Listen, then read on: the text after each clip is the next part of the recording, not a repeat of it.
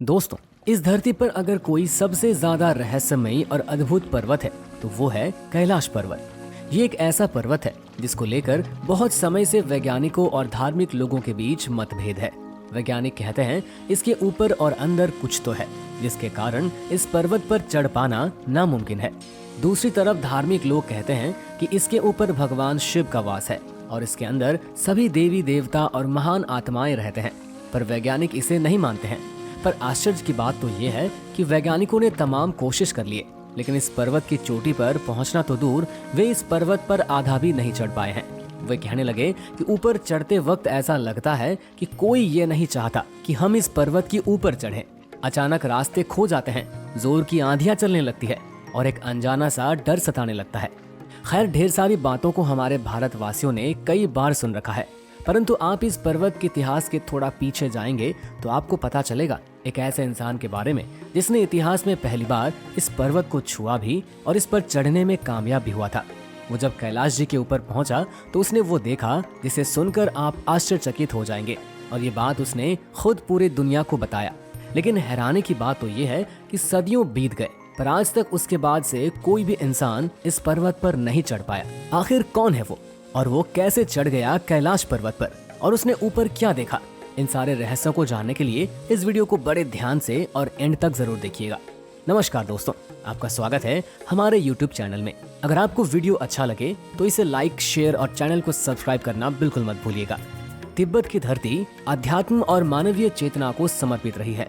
इस धरती ने कई महापुरुषों को आत्मज्ञान दिया है, जिन्होंने आगे चलकर दुनिया भर में इसका प्रचार प्रसार किया। तिब्बत की धरती पर आज से कई सैकड़ों साल पहले एक बच्चे ने जन्म लिया। जन्म लेने के कुछ ही साल बाद इसके पिता का देहांत हो गया। इस बच्चे की चाचा और चाची मिलकर इसकी पूरी जायदाद हड़प ली। फिर माँ ने कहा कि तुझे इसका बदला लेना पड़ेगा। फिर ये बच्चा जब थोड़ा बड़ा हुआ तो एक गुरु के पास जाकर इसने कई सालों तक तंत्र विद्या सीखा और फिर अपने ही चाचा और चाची के घर पर ओलों की बारिश करवाकर उन्हें मरवा डाला। वो जब अपने घर पहुंचा तो उसकी माँ और बहन एक गंभीर बीमारी की चपेट में आकर बहुत पहले ही मर चुके थे। उसने बदला तो ले लिया पर उसकी माँ और बहन को खो दिया। इस बात से उसे इतना परेशान कर दिया कि वो अध्यात्म की राह पर चल पड़ा। उसने गुरु पूजा और अपनी आध्यात्मिक यात्रा पर चलना शुरू कर दिया। उसने गुरु से कहा कि अगर तुम अध्यात्म की उच्चतम शिखर को छूना चाहते हो तो कैलाश पर्वत के ऊपर जाकर ध्यान करो, वहीं पर तुम्हें असली ज्ञान मिलेगा। उस युवक का नाम था मिलारेपा।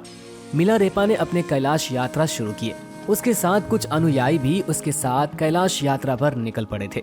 कैलाश पर पश्चिम की ओर से चलने पर सबसे पहले गुमला सही नाम की जगह आती है।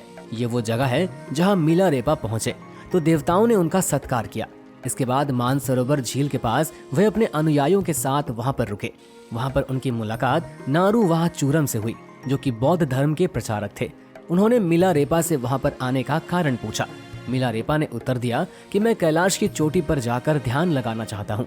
नारोवा ने कहा कि कैलाश पर केवल वही ध्यान लगा सकता है जो बौद्ध धर्म का अभ्यास कर रहा हो। मिलारेपा ने कहा, मेरे गुरु ने कहा है कि कैलाश पर सभी बौद्ध अनुयायी योग, ध्यान और साधना कर सकते हैं। बौद्ध धर्म और बौद्ध धर्म के कैलाश पर अधिकार को लेकर दोनों के बीच काफी बहस शुरू हो गए। कोई हल नहीं निकला तो नारोवा ने कहा कि कल सुबह जो सबसे पहले कैलाश की चोटी पर पहुंचेगा, कैलाश की चोटी पर उसी का वर्चस्व होगा। मिलारेपा ने कहा, वर्चस्व की बात तो मैं नहीं जानता, लेकिन देखते हैं कि किसमें सच्ची भक्ति और शक्ति है। मिलारेपा ने शर्त स्वीकार कर लिया। नारोवा ने तत्काल ही कैलाश पर चढ़ाई शुरू कर दिया, जबकि मिलारेपा आराम करने लगे। नारोवान कैलाश की चोटी पर पहुंचने ही वाले थे कि एक अनुयायी ने आकर मिलारेपा को नींद से जगाया और पूछा कि क्या हमें अकेला छोड़ देना चाहिए। मिलारेपा ने कहा नहीं।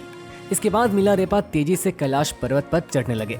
नारोवान चोटी के कुछ नजदीक ही पहुंचे थे कि सूर्योदय हो गया और सूरज की पहली किरण का प्रकाश वे बर्दाश्त नहीं कर पाए।